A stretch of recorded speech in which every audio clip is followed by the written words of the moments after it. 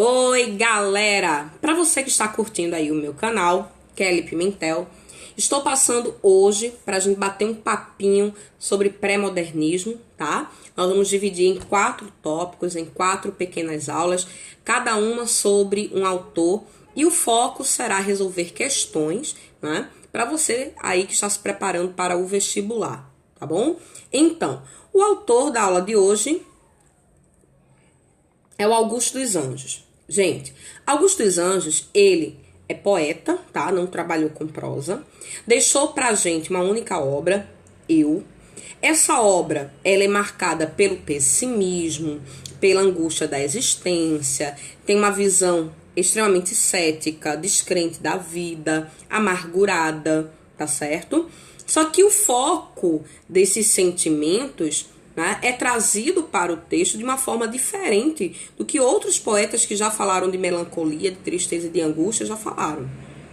Primeiro porque ele traz a estrutura, tá? A parte estrutural do poema lembra a técnica simbolista e a técnica parnasiana, tá certo? Do parnasianismo adotando a questão da métrica, a questão da forma, a questão tradicional do verso. Traz do simbolismo até algumas marcas, como o emprego das iniciais maiúsculas, tá? Que é um símbolo para você poder decifrar, desvendar. Era uma forma de dar destaque, dar vazão a alguma palavra que o simbolista usava. Só que quando a gente vai para o âmbito do vocabulário, ele não usa um vocabulário com a técnica que a gente vê na época, né, do final do século XIX. Porque ele vai abordar todo um poema com a linguagem científica. E aí, claro, que isso nos fará lembrar do cientificismo do século XIX, tá? E por isso que ele também traz isso, só que para dentro do poema, né? Que ninguém tinha feito isso realmente antes. Então ele traz linguagens da química, da física, da medicina, né? Da biologia. E esse tecnicismo, de uma certa forma, para muitos fez o poema dele ser rejeitado. Não só o pessimismo, que é muito latente, né? Falando de morte, de doença, dos cemitérios, da falsidade humana, dos cadáveres, dos vermes. Então, claro, ele tem esse lado, que não foi muito convidativo para algumas pessoas. Mas a linguagem dele também era um diferencial que nem todo mundo aprovou, né? E ele veio a ser como mais um, né, dos nossos autores, só valorizado postumamente. Então, nessa primeira questão, certo? Nós trazemos aqui o poema Apóstrofe à Carne, tá certo? É um soneto, tá? Para quem tá vendo aqui, ó, a estrutura, 2 quartetos e 2 tercetos. Você vai ver toda a técnicazinha parnasiana, né? Aí o trabalho com as rimas, tá aqui, ó, rosto rimando com sol posto, tentando trazer, né, toda aquela técnicazinha que a gente normalmente vê quando tá estudando o parnasianismo. Porém, olhem o diferencial. A gente tem que ver como este homem fazia um poema que não faz ele se inserir mais no século XIX. É algo totalmente à frente. Quando a gente fala em pré-modernismo, gente, uma coisa que você sempre tem que lembrar. O que é que faz esse cara estar ainda ligado ao século XIX, mas ao mesmo tempo já está com um passo para o século XX, né? Daí a ideia do pré-modernismo. Apóstrofe à carne. Quando eu pego nas carnes do meu rosto, pressinto o fim da orgânica batalha. Olhos que o humus necrófago estraçalha, diafragmas decompondo-se ao sol posto. E o homem negro e heteróclito composto, onde a alva flama psíquica trabalha, desagrega assim e deixa na mortalha o tacto, a vista, o ouvido, o olfato e o gosto. Então, a gente já percebe o quê? Tá?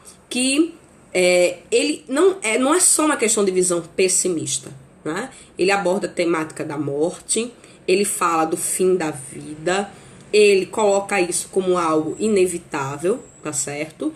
E a questão me pergunta o que é evidente nesse poema. Olha, a primeira coisa que me foi evidente foi a questão da linguagem.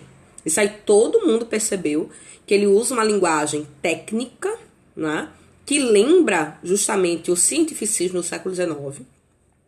Outra coisa também, ele fala muito do ser, por um lado, biológico, tá? E ele já, de uma certa forma, nega a existência porque ele tá mostrando esse eu morrendo, né? Já é um fado, já é algo consumado praticamente. Então, na letra A, ele fala assim: a visão pessimista de um eu cindido que desiste de conhecer-se pelo medo de constatar o já sabido e sua condição humana transitória. Gente, olha, ele sabe exatamente quem ele é e ele sabe exatamente qual a condição dele. Então, eu não acho que essa resposta seja a correta, tá? Justamente por conta disso. Não é o desistir de se conhecer. Ele sabe exatamente a que é que ele está fadado, a que é que ele está destinado.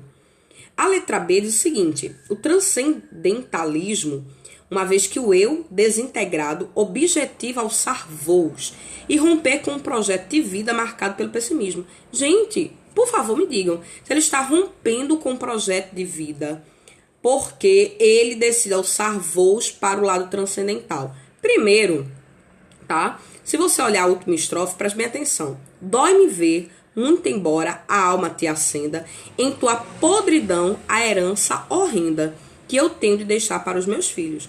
Observe como ele fala que a única herança que vai restar para os filhos dele é a carne podre do corpo que vai se decompor com a morte. Então ele não pensa, gente, não faz parte da teoria de Augusto dos Anjos trabalhar esse plano transcendental, tá? Porque para ele a matéria morre, né? E não tem mais nada depois daquilo. A letra C, a recorrência a ideias deterministas que impulsionam o eu a superar conflitos. Gente, olha, ele não tem superação de conflito, ele é extremamente cético, niilista e conformado com o destino. Lembrem que Augusto dos Anjos adoece, tá, de uma doença pulmonar não detectada, como tuberculose. E ele escreve justamente esses poemas, em boa parte, em um leito de morte, né? Então, ele está vendo aí esse destino, esse fado, e a visão pessimista se agrava, tá? Então, tem nada a ver aí a letra C. A vontade de se conhecer e mudar o mundo em que se vive. Por favor, tá? Questão de Enem, essa daí é aquela que você elimina logo, né? Então, tá falso. E sobra a letra E, que é a nossa resposta, tá bom?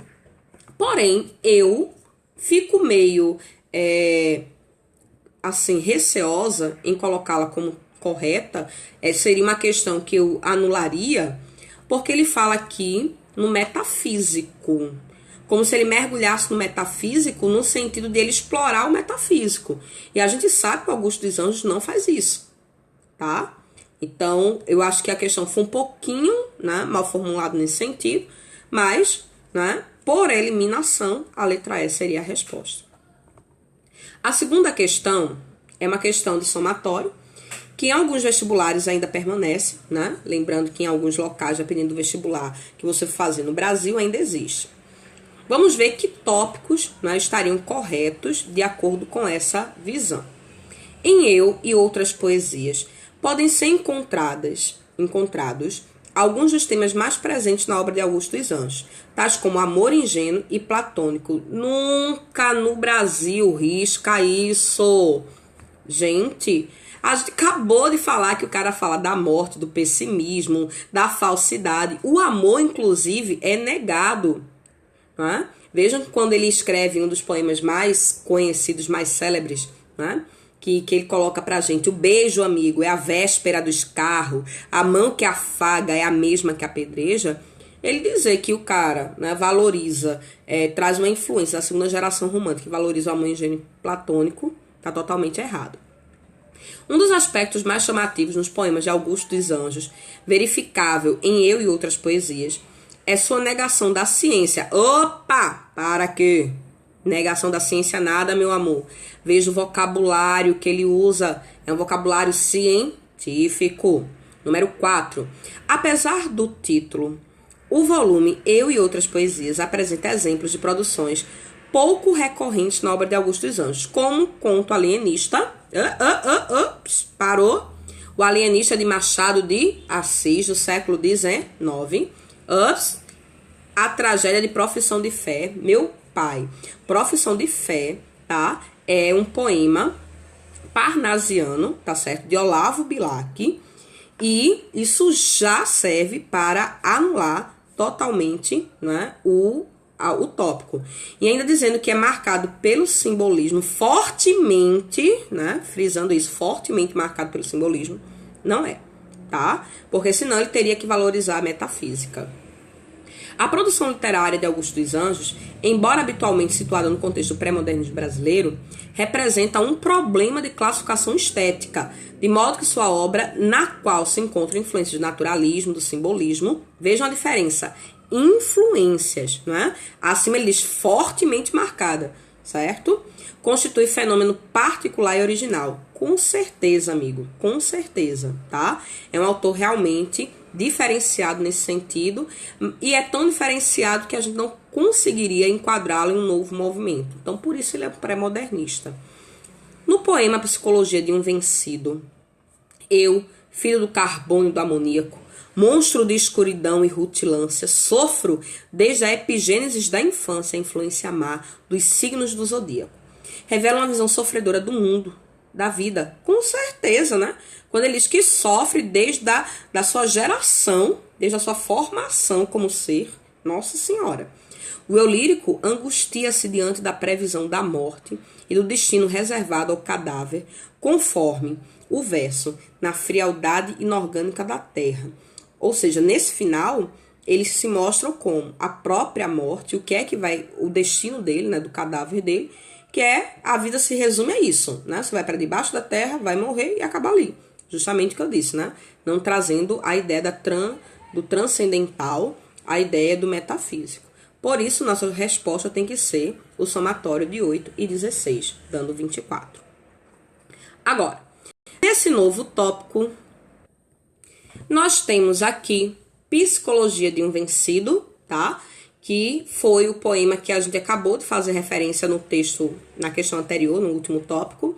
E Pneumotórax, que é um poema de Manuel Bandeira, tá certo? Eu vou fazer a leitura de Pneumotórax, e como o poema anterior é mais ou menos já conhecido, a gente já tem uma noção para poder responder a questão. Febre, hemoptise, dispneia e suores noturnos. A vida inteira que podia ter sido e que não foi. Tosse, tosse, tosse. Mandou chamar o médico. Diga 33.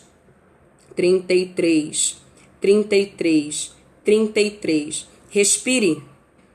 O senhor tem uma escavação no pulmão esquerdo e o pulmão direito infiltrado. Então, doutor, não é possível tentar o pneumotórax? Não. A única coisa a fazer é tocar um tango argentino. Ou seja, aproveite a vida, né? Nos instantes que te sobra, né? Aproveite a intensidade desses momentos. Então, de uma certa forma, apesar do pessimismo, da doença, né, do contexto de estar com tuberculose, nessa referência aqui do pneumotórax, que era um tratamento da época, a escavação no pulmão, né, direito que está infiltrado, tudo, a gente percebe que ele ainda diz, né, para aproveitar essa vida, né, que lhe resta. Já o poema do Augusto dos Anjos é extremamente pessimista. A única coisa que vai restar a ele é a frialdade inorgânica da terra, né? Porque ele vai morrer. Então ele não dá um lado positivo, né? Ele não dá uma inspiração para aproveitar alguma coisa na vida. Então, basicamente, tá? Esse contraponto. E outra coisa que eu gosto de mostrar muito, gente, é esse primeiro verso, né? Eu, filho do carbono. Percebam que quando ele coloca essa referência ao carbono, é uma referência forte, né, e do amoníaco, a questão científica, né, a cadeia de carbono, a referência química, e principalmente o lado dele não trabalhar o ser como um ser que tem alma, vê o lado metafísico transcendental, ele trabalha como matéria, ok? A questão vem com esses tópicos para que a gente possa dizer verdadeiro ou falso, tá bom? E aí, depois, a gente acha a sequência e vê a alternativa. Os dois poemas tratam do problema da finitude do corpo, corroído por doenças, utilizando um vocabulário técnico pouco comum à poesia. Sim, né? Porque ele fala, até no de Bandeira, ele fala em pneumotórax, ele fala em infiltração do pulmão. Então, tem em ambos esse ponto. O soneto de Augusto dos Anjos apresenta as energias do universo que se associam para formar o eu e não conseguem evitar a decomposição do corpo. Sim, né? Ele mostra do que ele é feito, desde a epigênese da infância, ele sofre, né? Ele é feito por aquelas forças do destino que fazem com que ele sofra desde a sua formação. É um verdadeiro também, tá? Então, até agora, eu já posso eliminar o quê? Eu já posso eliminar a letra B, porque diz que o primeiro é falso, a letra D, certo? Como o segundo a gente acabou de ver que é verdadeiro, eu já elimino também a letra A e a letra E. Minha resposta, então, é letra C.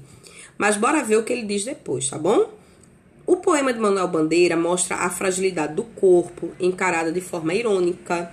A ironia tem, né, pô? A única coisa a fazer é dançar um tango, né? Tocar um tango, dançar um tango, enfim. É a única coisa que você pode fazer agora. Tem que fazer mais nada, só esperar a morte chegar. Tem que ser irônico. Os dois poemas evidenciam o destino implacável da destruição do homem desde que nasce? Não. A gente não vê isso no de Manuel Bandeira, tá bom? Então, realmente, a nossa resposta é a letra C. E a última, caiu no Enem, tá certo? Você traz aqui o poema O Mocego, tá? Do escritor Augusto dos Anjos. Meia-noite. Ao meu quarto me recolho. Meu Deus! E este morcego? E agora, vede? Na bruta ardência orgânica da sede, morde-me a goela e guine o escaldante molho. Vou mandar levantar outra parede. Digo, ergo-me a tremer, fecho o ferrolho e olho o teto. E vejo ainda, igual um olho, circularmente sobre a minha rede. Pego de um pau, esforços faço. Chego a tocá-lo, minha alma se concentra. Que ventre produziu tão feio parto? A consciência humana é este morcego. Por mais que a gente faça, à noite ela entra, imperceptível, em nosso quarto. Veja que coisa forte. Veja o que é que ele fala da consciência humana, não é? Aí vem esse textinho maroto aqui. Gente, quando o Enem estiver comparando textos, por favor, fiquem atentos, tá certo? Porque isso aqui vem alguma dica. Ó, o lugar comum em que se converteu a imagem de um poeta doentio, com gosto pelo macabro e do horroroso, dificulta que se veja na obra de Augusto dos Anjos o olhar clínico, o comportamento analítico, até mesmo certa frieza e impessoalidade científica.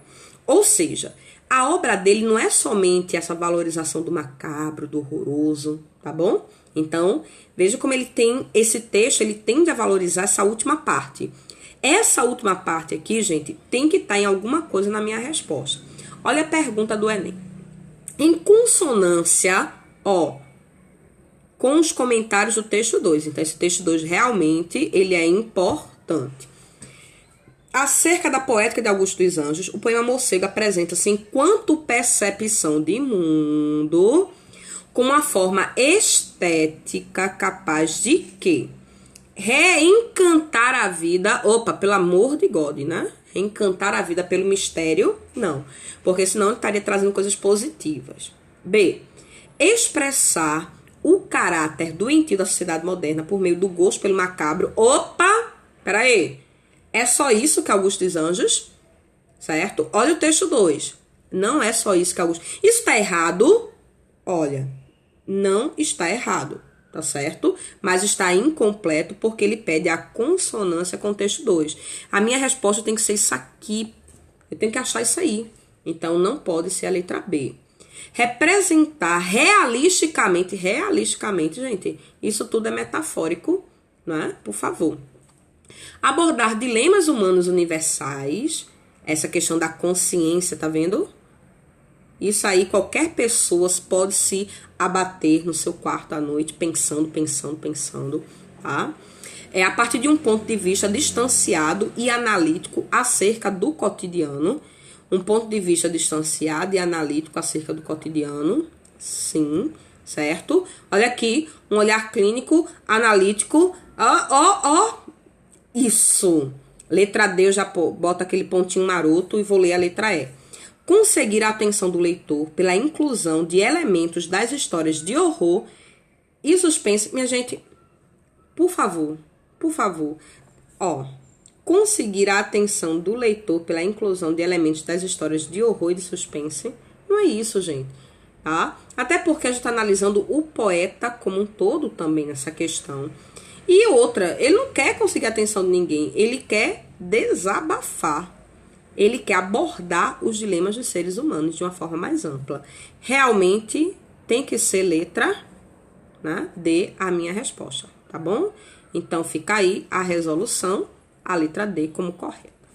Gente, espero ter, né, finalizado aí com vocês um autor que é muito importante, né, no nosso processo, porque é diferenciado, e que vocês tenham realmente, com essas questões, entendido a concepção de análise, né, quando vem em vestibular, sobre Augusto dos Anjos, tá bom? Um grande beijo e não deixe de curtir o nosso canal e pegar mais materiais, tá bom? Estou produzindo aos poucos e colocando e alimentando a nossa rede. Um beijo! Aguardo vocês para um próximo autor de pré-modernismo.